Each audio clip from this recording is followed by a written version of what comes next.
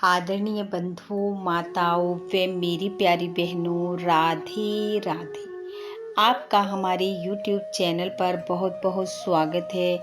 बंधुओं, आज हम इस वीडियो में अधिक मास महत्तम का 12वां अध्याय सुनेंगे, जिसमें भगवान श्री कृष्ण पांडवों को कह रहे हैं कि जो मनुष्य पुरुषोत्तम मास के नियमों का पालन करते हैं, व्रत पूजा पाठ करते हैं, पुरुषोत्तम महत्तम को सुनते व सुनाते हैं, मैं उन्हें सुख समृद्धि पुत्र पौत्र आदि का अपूर्व सुख देता हूँ और अंत में अपने गोलोक धाम को ले जाता हूँ। महत्तम सुनने के बाद यदि आप हमारे चैनल पर नए हैं तो कृपया हमारे चैनल को सब्सक्राइब करें, बेल आइकन को प्रेस करें ताकि हमारी वीडियो की नोटिफिकेशन सबसे पहले आप तक पहुंचे। वीडियो को शेयर व लाइक भी जरूर करें। नारद जी बोले, हे प्रभु, जब भगवान शिव चले गए तब शोकग्रस्त उस ब्राह्मण पुत्री ने क्या किया?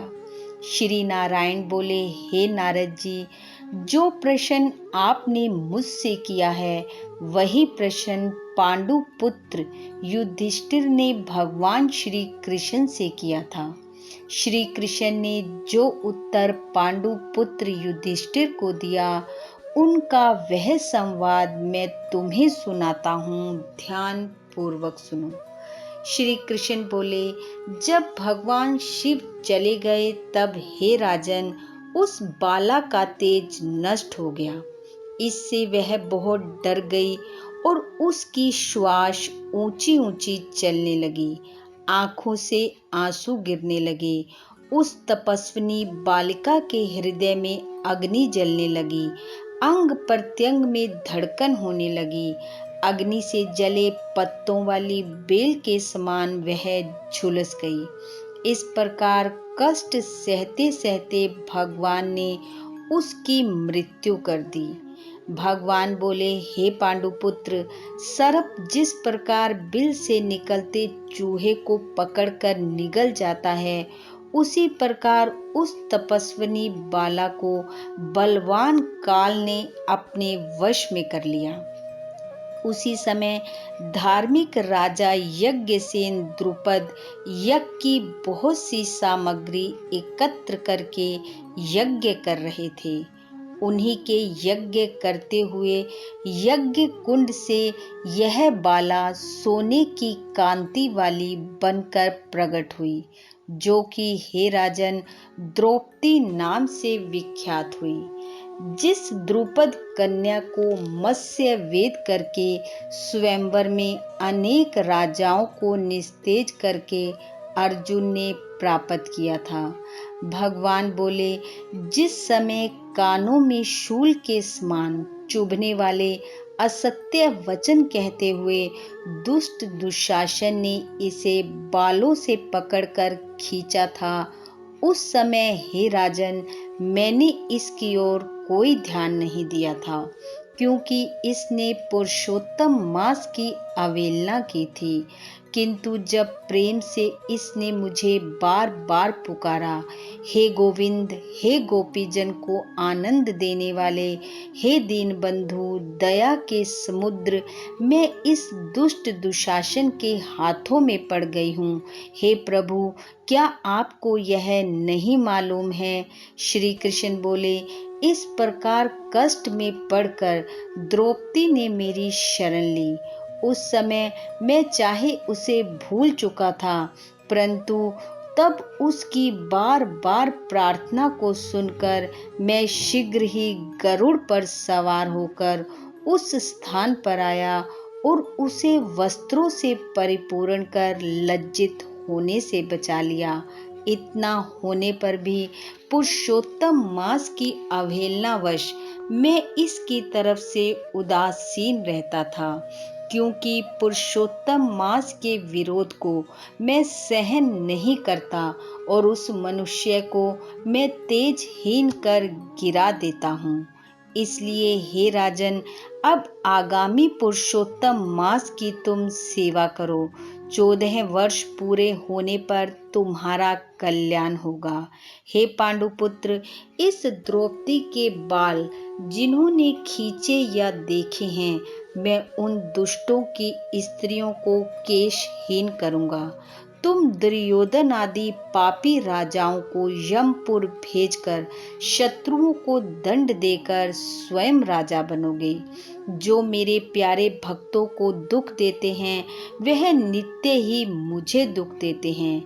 मैं उस दुष्ट की ओर देखता भी नहीं हूँ, उसे यमराज दंड देते हैं। श्री नारायण बोले, श्री भगवान कृष्ण ने इस प्रकार द्रौपदी और पांडवों को समझाया और द्वारिका जाने की इच्छा से कहने लगे, हे राजन, द्वारिकावासी मेरे विरह में व्याकुल हैं।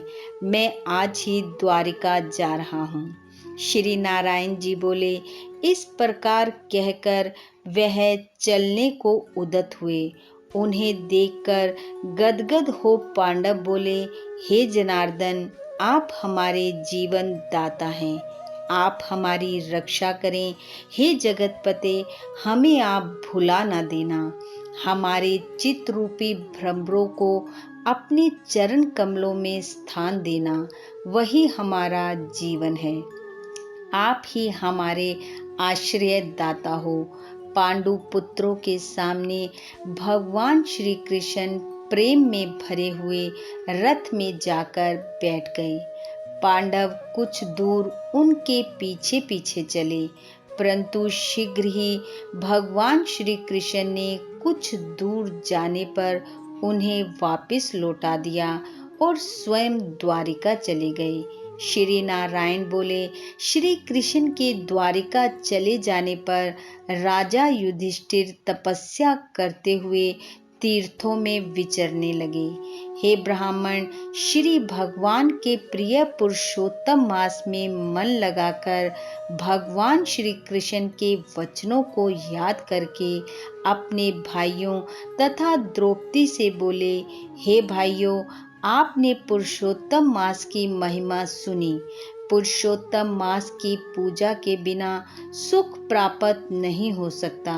जिस प्राणी ने पुरुषोत्तम पूजन किया, वही भारतवर्ष में धन्य है, श्रेष्ठ एवं पूज्य है। इस प्रकार पांडवों ने सब तीर्थों में घूमते हुए पुरुषोत्तम मास आने पर उसका व्रत नियम पूर्वक किया। अंत में भगवान कृष्ण की कृपा से 14 वर्ष पूरा होने पर उन्होंने निष्कंटक राज्य प्राप्त किया। इससे प्रथम भी दृढ़ धनवा सूर्यवंशी राजा पुरुषोत्तम मास के व्रत के प्रभाव से सुख समृद्धि पुत्र पौत्र आदि का अपूर्व सुख तथा अनेकों भोग भोग कर बड़े बड़े योगियों को दुर्लभ भगवान के लोक को प्राप्त हुआ। हे मुनि, इस मास का महत्तम करोड़ों कल्प बीतने पर भी मुझ में कहने की सामर्थ्य नहीं है।